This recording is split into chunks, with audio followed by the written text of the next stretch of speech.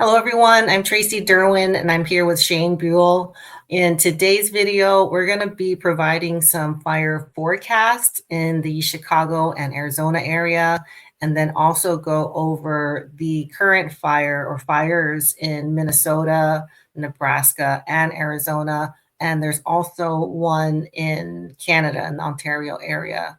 So before we get started, if you haven't subscribed yet, please do so before you leave, and like, comment, and share this video, especially if you know people in these areas that we're going to be talking about, because these red flag warnings and fire warnings have become extremely accurate. So, if you are in these areas, you probably want to get prepared for what's to come. All right, so we'll start out with what we have so far with the Chicago Fire Weather Watch. And these start today, the 16th, and possibly by the time you see this video, we might have already seen fires break out in this area.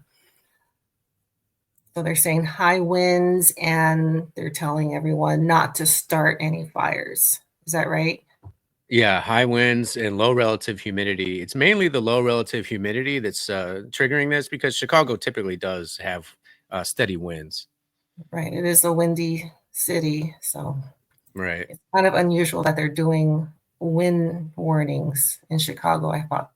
Found that Well, it's interesting. not necessarily just a wind warning. So usually when you have fire weather or red flags, it's because of wind combined with low humidity. And Chicago is normally a humid area. I've been there several times. It's got a large lake right next to it. And Hmm. so having low relative humidities in the Chicago area is kind of a rare situation. Right. And we have seen very similar circumstances in LA, Hawaii, um, Texas. So it seems to be kind of a trend. They give you these wind, low humidity warnings and tell people not to, start any fires. Although we do see they have prescribed burns regardless of those warnings. Okay, do you want me to move on to the Minnesota situation, or you want to go into a little bit more of the No, we could go warning? ahead and move on to this.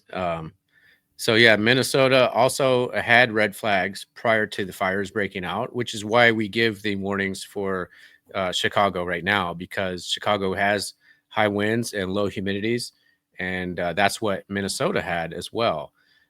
There were 77 counties in Minnesota that had red flag warnings before these recent fires broke out, and they did enact a burn ban.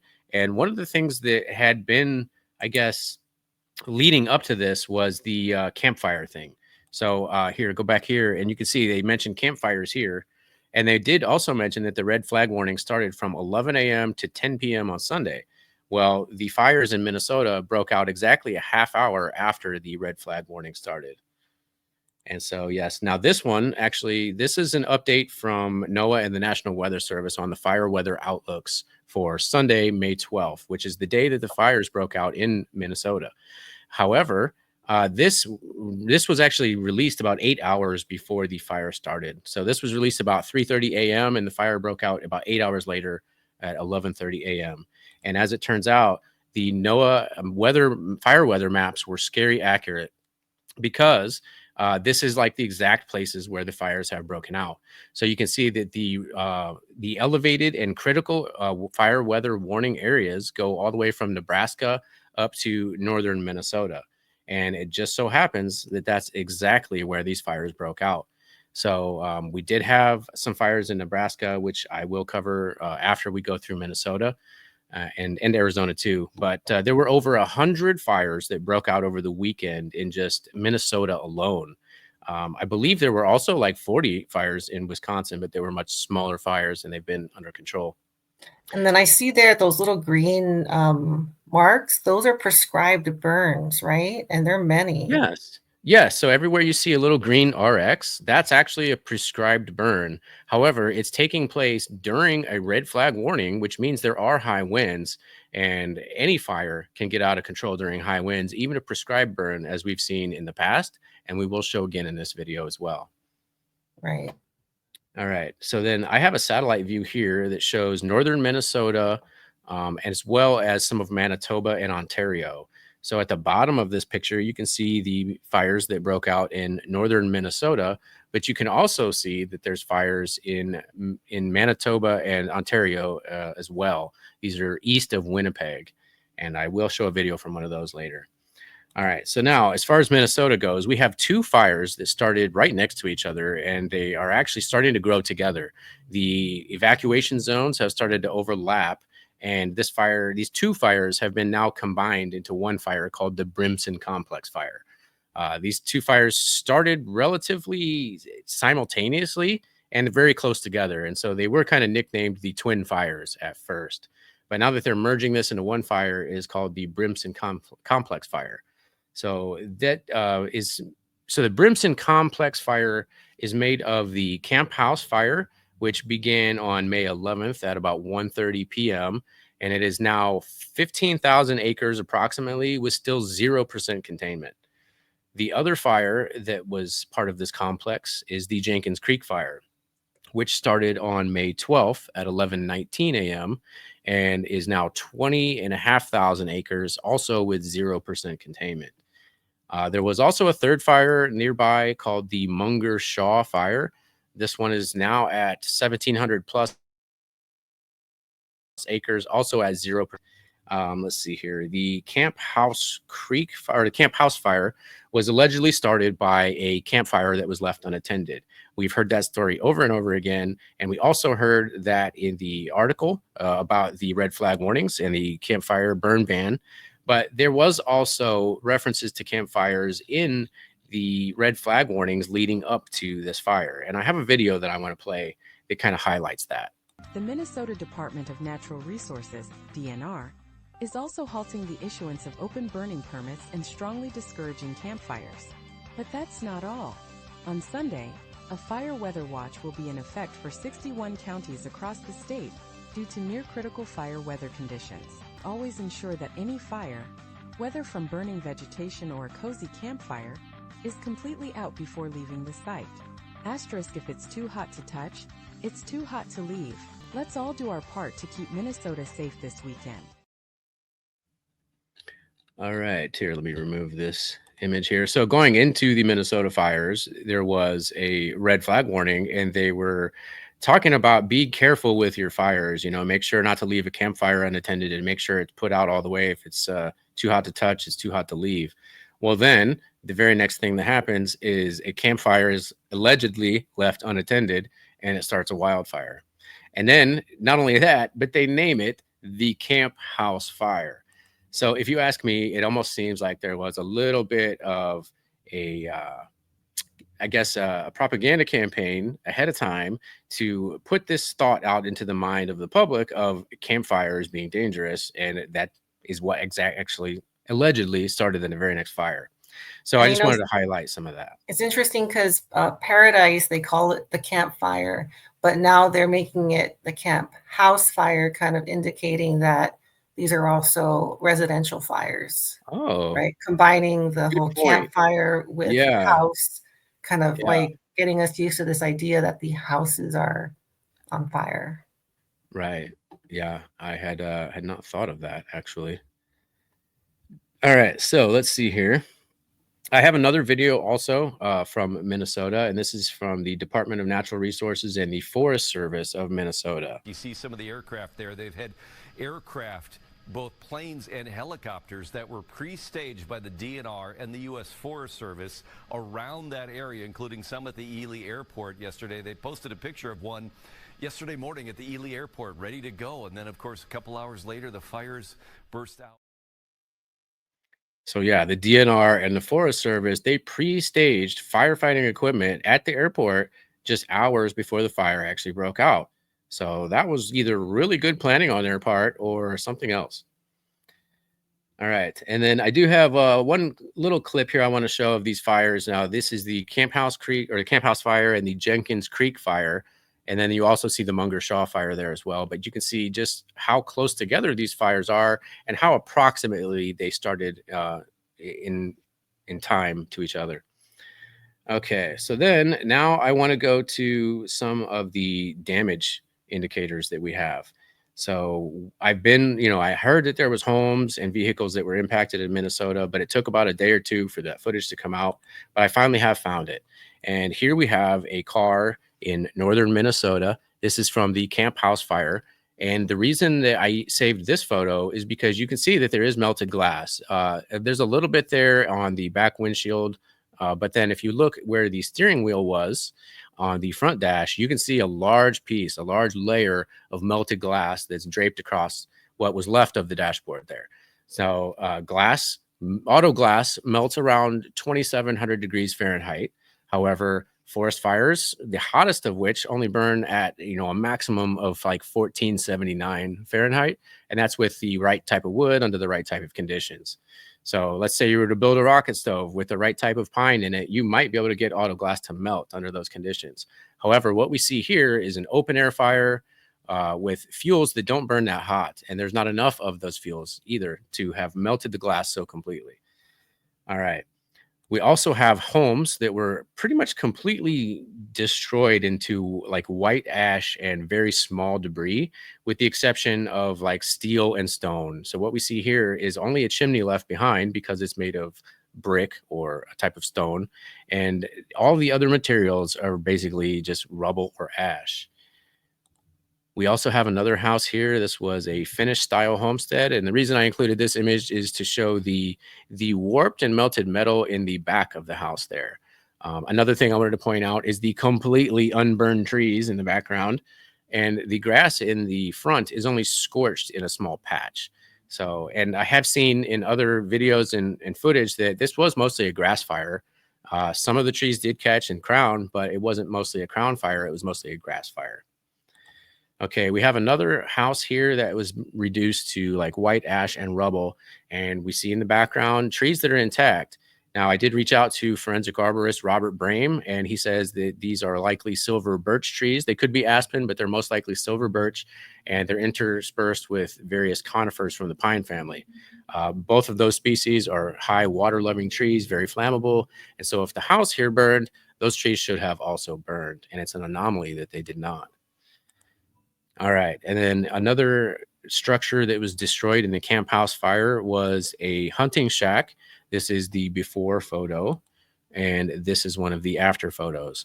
What stuck out to me in this image was immediately the white ash footprint. There's very little black, almost no carbon soot, which you would see from a normal combustive flame. And then when you look back at the trees are actually still intact. The grass is only scorched in patches. Not even all of the grass is burned. But when you look at the bushes at the edge of the tree line there, the bushes are actually not burned, but they look very dried out. They look desiccated, as if they were put in a microwave or something. All right. And then this is just another image of that shack that shows the forest behind here, how intact it is. But you can see that there is some browning, as if it was dried out and desiccated, but not actually combusted. So it looks like this was a victim. These trees were a victim of radiant heat, but not necessarily combustive flame. Okay, so all in all, in Minnesota, there have been at least 140 structures that were already lost. And they also, in this article, give what they believe the causes for these fires to be. So, for example, the Jenkins Creek fire is alleged to have started from a discarded cigarette on the highway. Now, this is based on a text message that was received by a woman who says, "These photos are from right now, but my husband drove by yesterday when it had just started in the ditch. And he definitely said it looked like a cigarette started it." Now, if anything, this is what I would call anecdotal evidence. It's not photographic. It's not video. We have no sort of forensic proof of this other than some guy's word. So I would say that's not very strong, evidence there. All right. And then the Camp House Creek fire, the sheriff says this fire likely started with a campfire that was left unattended. A person has been identified by the authorities as having started the campfire. And now the one that's really strange to me is the Munger Shaw fire, which was the smaller fire, the third fire that was to the south. That fire appears to have started with a bale of hay that caught on fire. The homeowner called 911 immediately, but the fire took off. Now, I had seen a separate report on this where the farmer actually claims that he was present at the time and the bale of hay actually caught fire on its own, which to me almost sounds a little bit like spontaneous combustion because there was no embers, there was nothing else. He was present and there was no other humans around that could have caused that fire. So what sparked the hay? I have heard theories about like moldy hay or wet hay generating heat inside of it, although I've never heard of hay actually generating enough of its own heat to ignite itself. So to me, that seems very strange. All right. When I saw that picture of the 3 fires, it kind of reminded me of the LA fires, where there were 3 kind of main fires that started around the same time. Oh, yes. It's just unusual that so many would start at the same time. Right. Yeah. Last fall, there was a video that had circulated of the bridge, line, and airport fires that, in the LA area that had all started relatively simultaneously. And yeah, from satellite, it looked like they started at the same time, basically. Yeah. All right. Let's see. I think I have one more video I want to show from Minnesota before we move on. And this is You can see the Camp House fire has burned several buildings and has charred some cars as well. The fire began yesterday and has burned more than 1,250 acres, which is about 2 square miles. Crews had to evacuate dozens of homes and businesses. A highway in that area is shut down as well while firefighters try to stop those flames from spreading. We know that there have been 3 cabins and a garage that have burned, but that's only what they know of so far because the sheriff said there's a lot of areas they can't get into yet.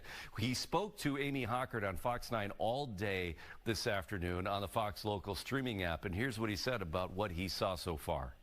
Drove around and looked at some of the structures that were lost yesterday, and really other than standing chimneys and some of the cement work and some burned out cars, you never would have guessed there was even structures there.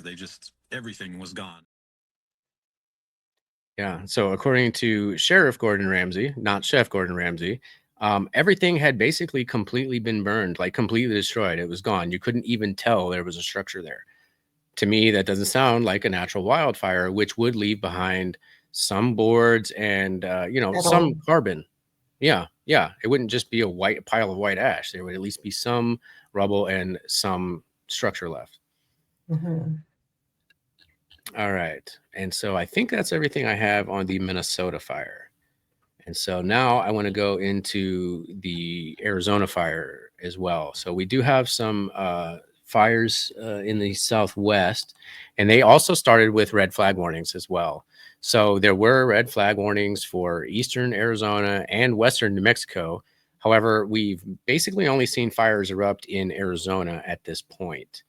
One thing I wanted to point out, and this is from the previous article, however, they also mentioned Arizona. They said Arizona popped multiple fires that are being fueled by winds exceeding gusts of 75 miles an hour. And the Greer fire had at that point already burned over 3,700 acres, although now it is at over 12,600 acres. So these winds in Arizona have been really crazy. You're talking 75 plus mile per hour wind, and that is just it's gonna spread the fire even faster than a mile a minute in some cases. That reminds me of Lahaina. They said there were 80-mile-an-hour winds, so craft couldn't be in the air. Right. Very, very similar. Yeah. Almost Yes. to the number.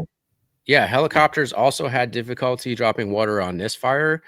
They eventually were able to get the super scooper airplanes out, to drop with fixed wing aircraft. But the wind was definitely an issue, not just for the spread of the fire, but for the fighting of the fire as well.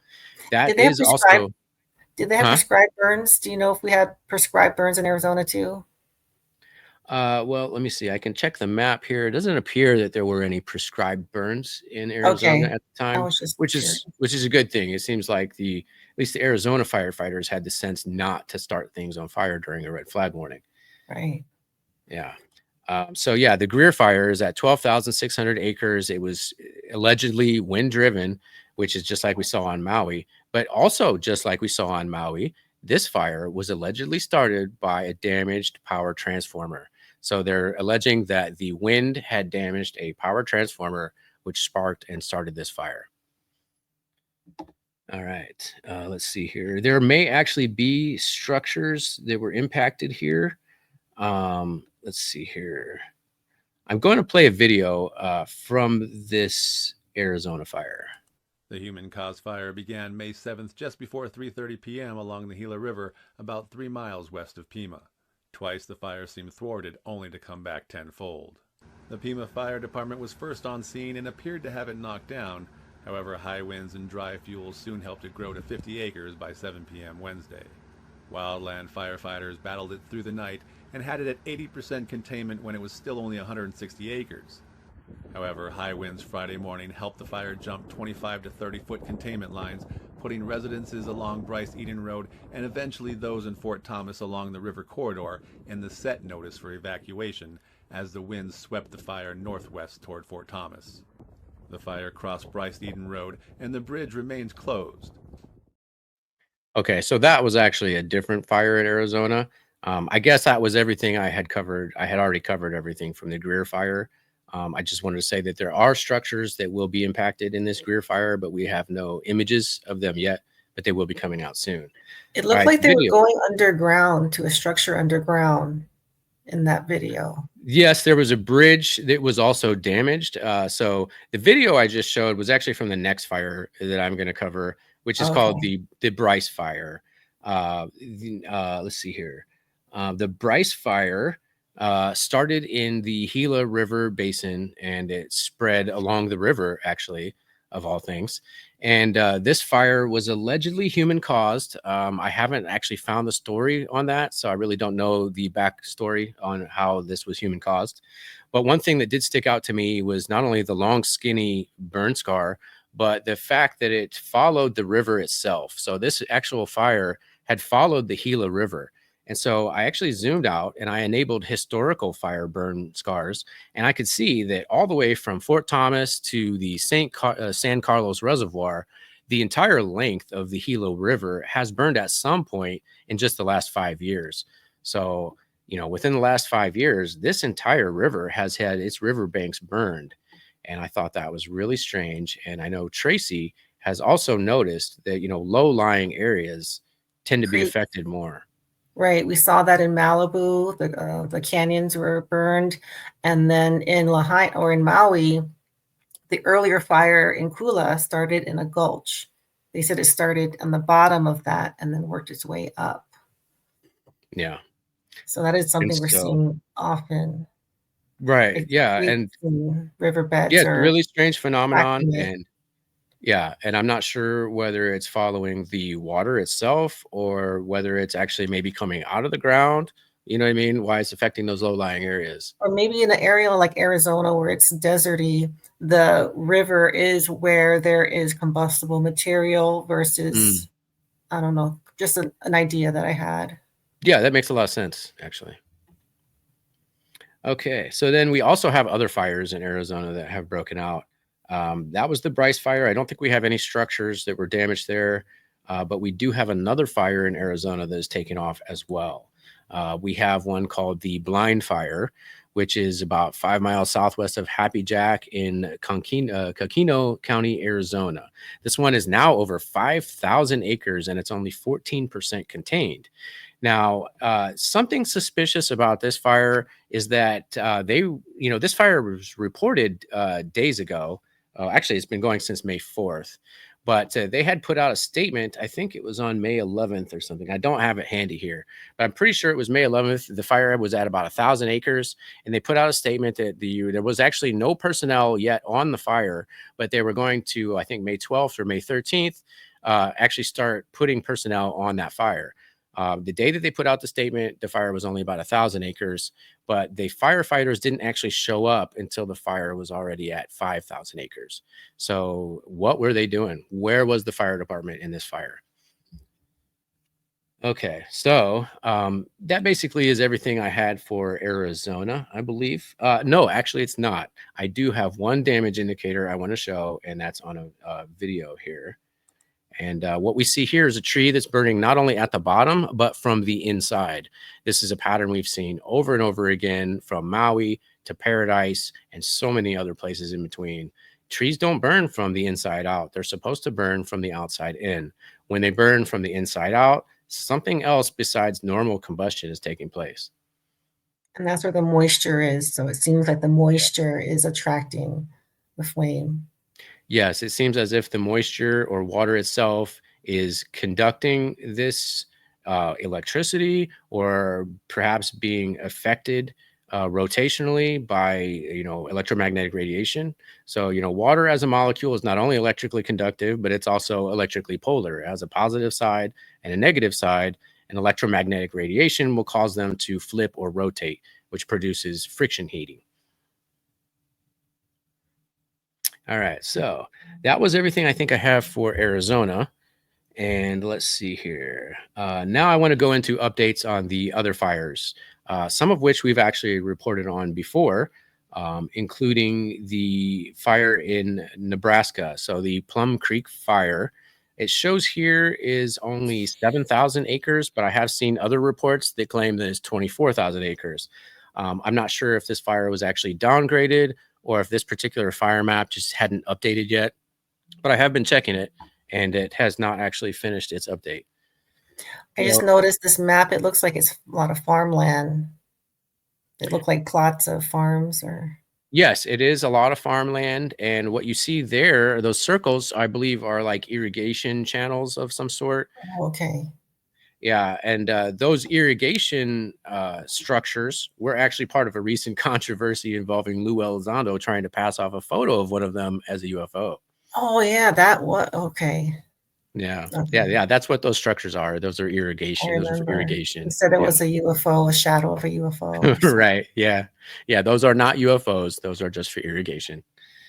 Okay. So I did want to point out that the Plum Creek fire in north central Nebraska began Monday when a prescribed burn coordinated by Nebraska Game and Parks escaped its containment.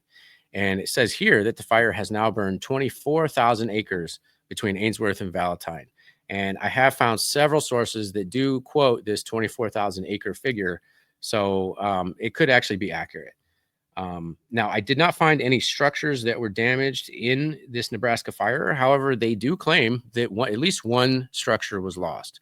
They say one non-primary residence, which is like perhaps a second home of sorts, and 45 cattle were killed or euthanized, in addition to 8 power poles being destroyed.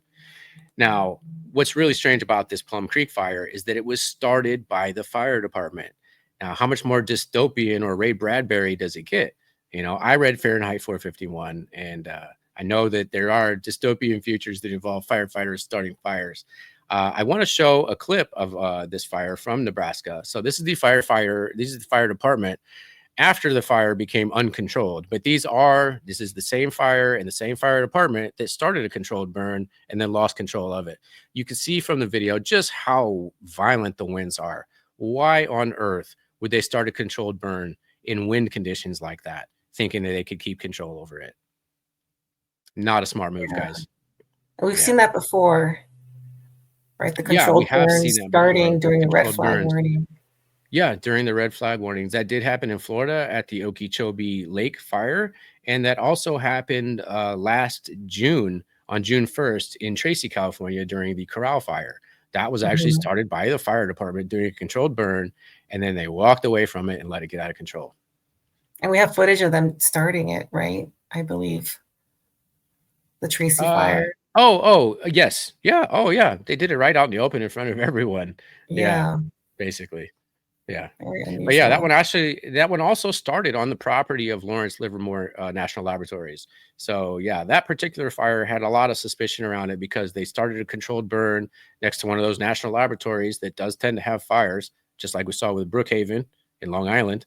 So, and we saw in Colorado Springs as well, Space Force Base, they had a fire too. So yeah, this is it's a kind of a pattern that we're starting to see, where you have these national laboratories and Space Force bases that have fires that break out on their properties. All right, let's see here. So the only other fire I have here to report on is one that's burning in Ontario, Canada. So there's actually 2 fires, but they're on the border of Manitoba and Ontario, just east of Winnipeg.